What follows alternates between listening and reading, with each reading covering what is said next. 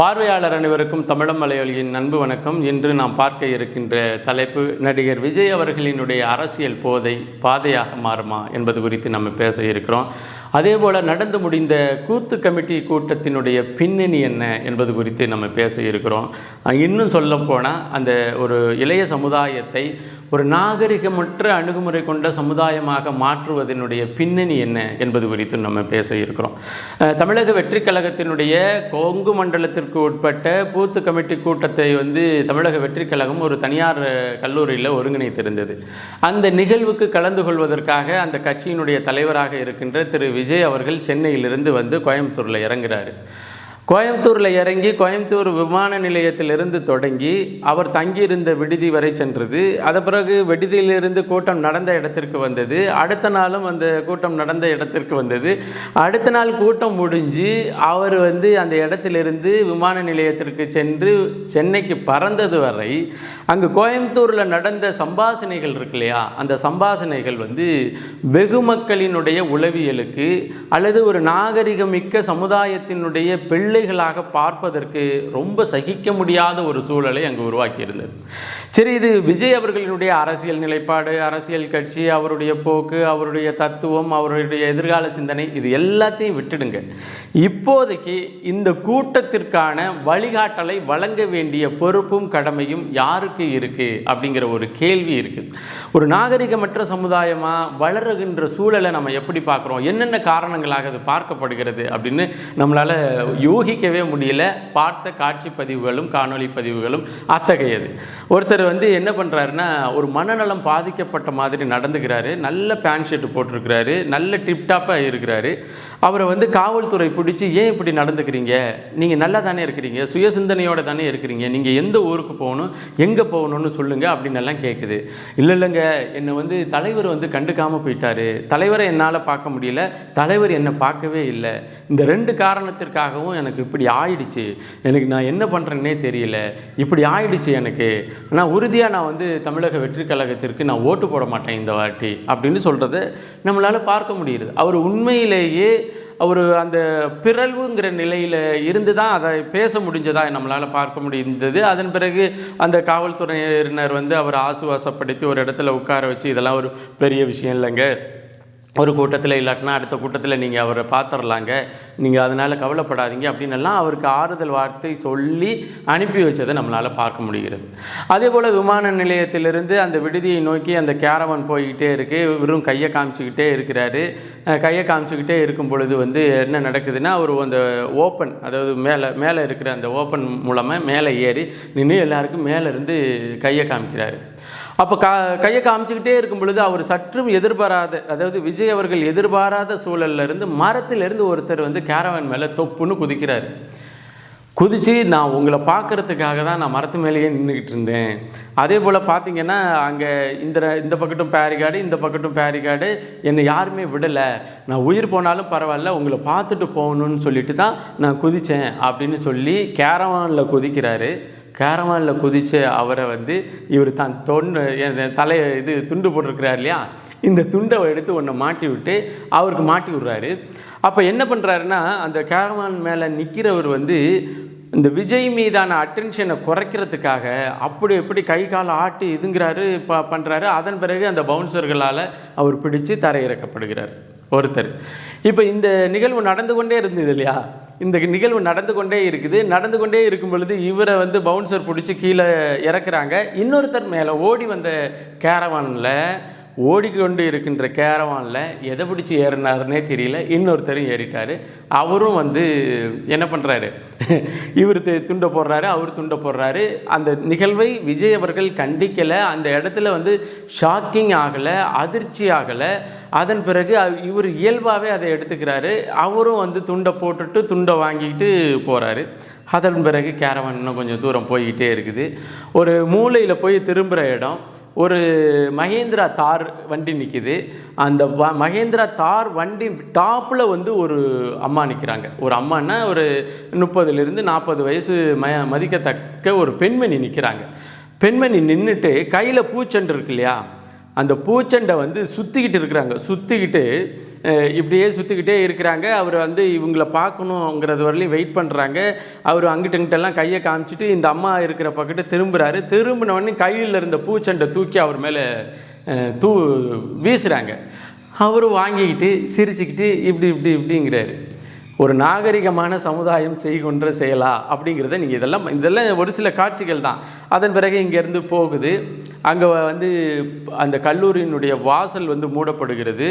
வாசலில் மூடிக்கிட்டு உங்களுக்கு அழைப்பு இருக்குதா, உங்களுக்கு அடையாள அட்டை இருந்தால் மட்டும் உங்களை உள்ளுக்கு அனுப்புகிறோம் அப்படின்னு போட்டிருக்கிறாங்க.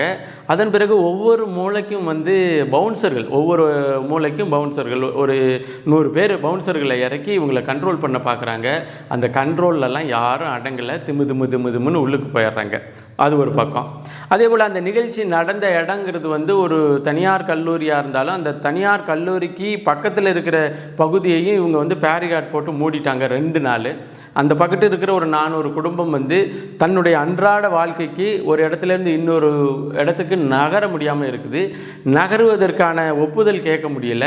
அதை மூடினவங்க, பேரிகார்டு போட்டவங்க என்ன சொல்கிறாங்க, இதெல்லாம் கூட்டம் முடிஞ்ச பிறகு தான் பேரிகார்டை அகற்ற முடியுங்கிறாங்க. அவங்களால, அதாவது பக்கத்தில் அவங்க ஊருக்காரங்களால் அவங்களால நகர்ந்து இயல்பான வாழ்க்கைக்கு நகர முடியல. இன்னொன்று, சரி கூட்டம் நடக்குது. கூட்டத்து மேடையில் வந்து அவர் கட்சியினுடைய பொதுச் செயலாளராக இருக்கின்ற புஷி ஆனந்த் வந்து பேசுகிறாரு. எங்கள் தலைவர் வந்து இட்டுன்னு வர்றது தான் பெரிய சிரமமாக இருக்குது. அவர் வந்துட்டா மாசு, அவரை இட்டுன்னு தான் வர முடியலை அப்படின்னு சொல்கிறார். அதாவது விஜய் அவர்களை ஒரு கூட்டத்திற்கோ அல்லது பொது இடத்திற்கோ அவரை எங்களால் கூட்டிகிட்டு வர முடியலை. அவர் வந்துட்டா மாசு தான். 2026 வந்து நிச்சயமாக்கப்பட்ட ஒரு முதல்வர் அவர் தான் அப்படிங்கிற மாதிரியெல்லாம் அவர் பேசுகிறாரு. இதை வந்து ரசிக்கிறார். உண்மையிலேயே இது ரசிக்கிறார். ஒரு ஜனநாயக நாட்டில் இதுவரை எந்த தேர்தலையும் சந்திக்காத ஒரு அரசியல் கட்சி ஒருத்தர் மேடையில் வச்சுட்டு 2026 உறுதி செய்யப்பட்ட வேட்பாளர் நீங்கள் தான் வந்து முதல்வர் அப்படின்னு பேசும்பொழுது எந்தவித கூச்சமும் இன்றி எந்தவித தயக்கமும் இன்றி இதை ரசிக்கிறார். அடுத்து என்னென்னா, அங்கே உட்கார்ந்துருக்கும் பொழுது அந்த இருக்கை இருக்கு இல்லையா, அந்த கல்லூரியில் இங்கே உட்காருவதற்காக போடப்பட்ட இருக்கை இருக்கு இல்லையா, இருக்கையை வச்சுட்டு எடுத்து அங்கிட்டு இங்கிட்டெல்லாம் மொய் ஒரு மாதிரி கலவரமாகும் பொழுது வந்து புஷி ஆனந்த் அவர்கள் கொஞ்சம் 2 நிமிஷத்துக்கு முன்னாடி நாமெல்லாம் வந்து எவ்வளவு ஒழுக்கமானவர்கள், நாகரிகமானவர்கள் அப்படின்னு எல்லாம் பாடம் எடுத்துக்கிட்டே இருக்கிற அவர் வாயில் அவர் முடிக்கிறதுக்குள்ளே நீங்கள் இதை எடுத்துகிட்டு போகாதீங்க, இதை இங்கே வச்சுட்டு போங்க, இதை நகர்த்தாதீங்க, இதை நீட்டாதீங்க அப்படின்னு சொல்லிக்கிட்டே இருக்கிறாரு. அவர் சொன்னதையும் கேட்கல அப்படின்னோடனே கட்சியினுடைய தலைவராக இருக்கின்ற திரு விஜய் அவர்கள் வந்து மறுபடியும் அதே செய்தியை சொல்கிறாரு. சொல்லியும் அவங்க கேட்கல அப்படிங்கிறத நம்மளால் பார்க்க முடிகிறது. இன்னொன்று வந்து அந்த பேரிகார்டு இருக்குது. ஒரு இளவயது பையங்க, அவங்களுக்கு வந்து வாக்குச்சாவடிக்குள்ளே போகிறதுக்கு இல்லை, அவங்க வாக்காளர் அட்டையே இல்லாத ஒரு 10 பசங்க நின்றுட்டு நான் எப்படியாச்சும் விட்ருங்கண்ணா, நான் வந்து தளபதியை பார்க்கணுண்ணா, என்ன விட்ருங்கண்ணான்னு அந்த பவுன்சர்கிட்ட கெஞ்சிற பிறகு அவர் வந்து நீங்கள் விடாட்டினா நான் ஏதாச்சும் பண்ணிக்குவேண்ணா, நான் பார்த்துக்கங்கண்ணா, நான் இங்கே விடாட்டினா நான் ஏதாச்சும் பண்ணிக்குவேண்ணா, ஏன்னா அது மாதிரி மிரட்டல். இது எல்லாமே காணொலிகளில் நம்மளால் பார்க்க முடிஞ்சுது. அதன் பிறகு இவர் விஜய் அவர்கள் வந்துட்டு போன பிறகு அந்த கோயம்புத்தூர் விமான நிலையத்தினுடைய சுற்றுப்புறங்களில் இருந்த காட்சி அமைப்புகளை பார்க்கும் பொழுது ஒரு பெரிய மாநாட்டில் வந்து இந்த போத்தல்கள், தண்ணீர் போத்தல்கள், செருப்பு, அடிபுடி, தண்டை, ஒரு கலவரம் நடந்தால் எப்படி இருக்கும்? ஒரு செருப்பை விட்டுட்டு போவாங்க, தண்ணீர் பட்டலை விட்டுட்டு போவாங்க. இது மாதிரி ஒரு கலவரம் நடந்த இடம் எப்படி இருக்குமோ அதுபோல் காட்சி அமைக்குது. சரி, இப்போது இது பூத்து கமிட்டி அமைச்சாச்சு, அது போச்சு இது போச்சு, இதெல்லாம் விடுங்க. ஒரு சாதாரண இயங்கியலை கூட இவர்கள் அனுமதிக்காத ஒரு சூழலில் இருக்கும் பொழுது நடிகர் விஜய் அவர்கள் வந்து எப்படி வெளியில் தலகாட்டி அரசியல் செய்ய போகிறாரு அப்படிங்கிற ஒரு கேள்வி இருக்குது. இன்னொன்று, இவர் தேர்தல் நேரத்துலையும் இப்படியே நாகரிகமற்ற ஒரு சூழலை உருவாக்கி கொண்டே போவாரா, இதை அனுமதிச்சுக்கிட்டே போவாரா அப்படிங்கிற ஒரு கேள்வி இருக்குது. அதாவது கட்சியினருக்கு வீடுக்கு போய் குறைந்தபட்சம் ஒருத்தரையாவது நீங்கள் பிடிங்க அப்படின்னு சொல்கிற அந்த அறிவுரையில், ஒரு சிறு அறிவுரையில் நான் வரும்பொழுது எப்படி நடந்துக்கணும், நான் போகும்போது எப்படி நடந்துக்கணும், என்னை பார்க்கணுங்கிற அவசியம் உங்களுக்கு என்னத்துக்கு வந்தது, என்னை எதற்கு பார்க்குறீங்க, என்னுடைய தத்துவத்தை பாருங்கள், என்னை எதுக்கு நீங்கள் வந்து சந்திக்கணும்னு நினைக்கிறீங்க, நீங்கள் மக்களை போய் சந்திக்கங்க, அடுத்த முறை நான் வரும்பொழுது இது போன்ற கலவரங்களோ நடக்கக்கூடாது அப்படின்னு சொல்லிட்டா அவர் வந்து தலைவர். அது பற்றி பொது வழியில் எந்த இடத்துலையும் எந்த பதிவும் பண்ணலை விஜய் அவர்கள். இவர் என்ன நினைக்கிறாரு அப்படின்னு சொன்னால், ஒருத்தன் அந்த கேரவானில் போய்கிட்டே இருக்கும் பொழுது மேலேருந்து மரத்திலேருந்து குரங்கு மாதிரி குதிச்சான் இல்லையா, அதை ஒரு நாகரிகமற்ற செயல் அப்படின்னு சொல்லலை, அப்படின்னு இவர் நினைக்கல.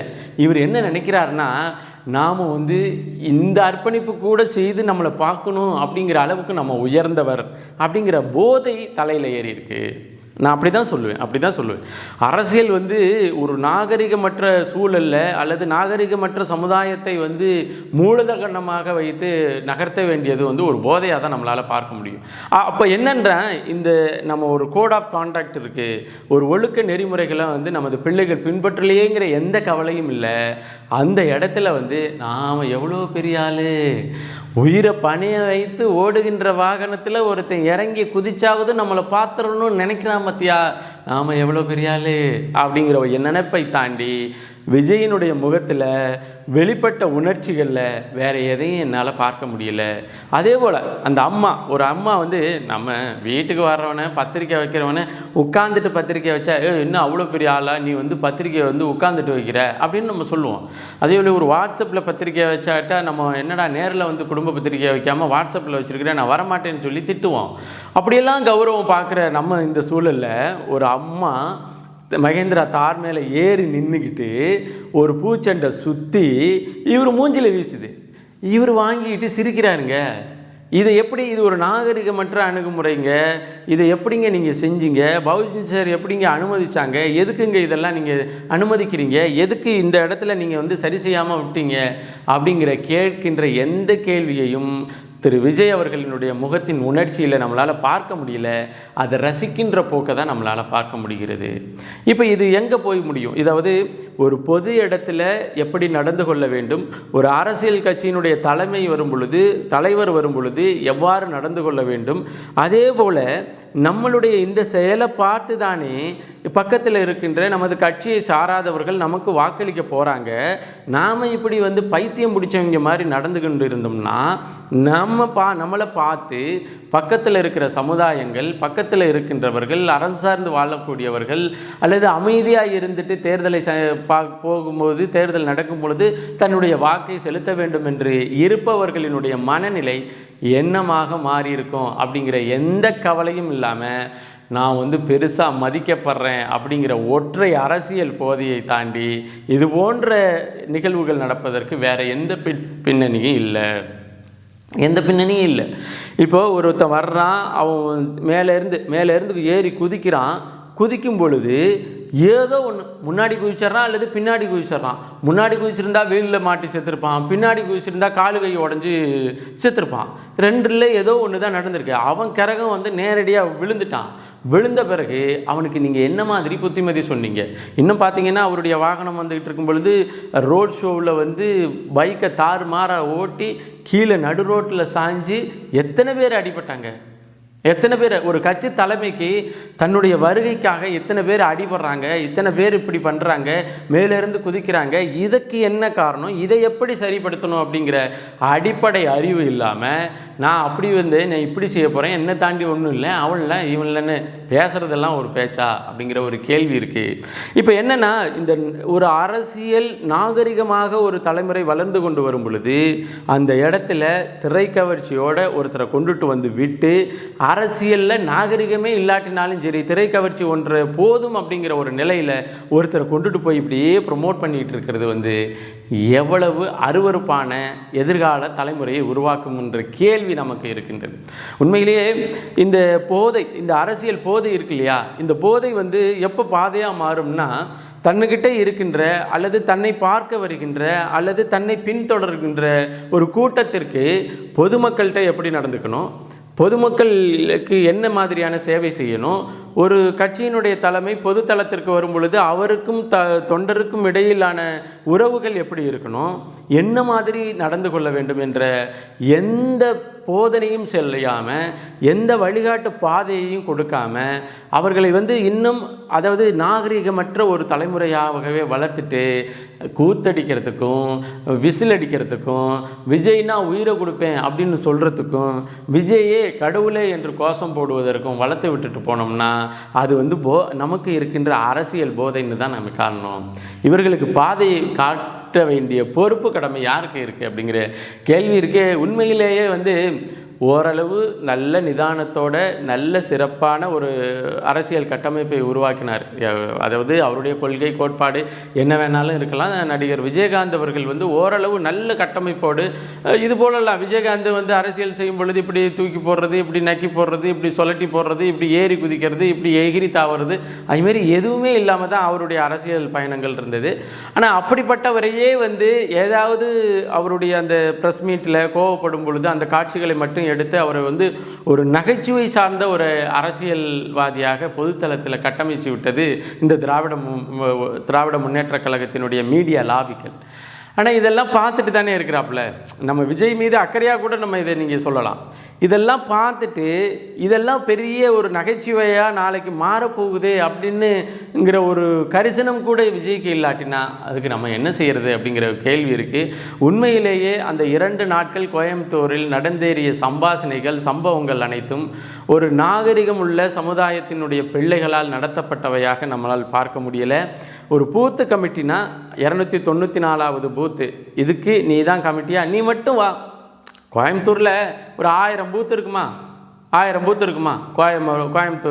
கோயம்புத்தூரை சுற்றிலும் உள்ள ஒரு 5 மாவட்டங்களுக்கு கேட்டு ஒரு 3000 இல்லை 5000 பூத்து. ஒரு சட்டமன்ற தொகுதிக்கு வந்து ஒரு 300ன்னே வச்சுக்குவோம், அதிகபட்சம் 300ன்னே வச்சுக்குவோம். 3000 பூத்து கோயம்புத்தூரை பொறுத்தவரையிலையும் ஒரு 3000 பூத்து இருக்கும். 10 சட்டமன்ற தொகுதி கோயம்புத்தூர் மாவட்டத்துக்குன்னா ஒரு 10 சட்டமன்ற தொகுதிக்கு 3000 பூத்துன்னு வச்சுக்கோங்க. 3000 பேர் இல்லது 6000 பேர் தானே. அவர்களுக்கென்று தனித்த அடையாள அட்டை, அவர்களுக்கென்று தனித்த ஒரு என்ட்ரி, அவர்களுக்கென்று ஒரு கட்டமைக்கப்பட்ட ஒழுங்குபடுத்தப்பட்ட வடிவம் உங்களால் செய்யவே முடியாதா? அப்படி உங்களால் 6000 பேருக்கே செய்ய முடியாத சூழலில் தமிழ்நாடு முழுமைக்கு நீங்கள் எப்படி செய்ய போகிறீங்க? இவர்களை எப்படி நாகரிகம் உள்ளவர்களாக பொதுமக்கள் மத்தியில் அடையாளப்படுத்த போகிறீர்கள் என்ற கேள்வியை பதிவு செய்து மீண்டும் ஒரு காணொளி பதிவில் இணைவோம். நன்றி, வணக்கம்.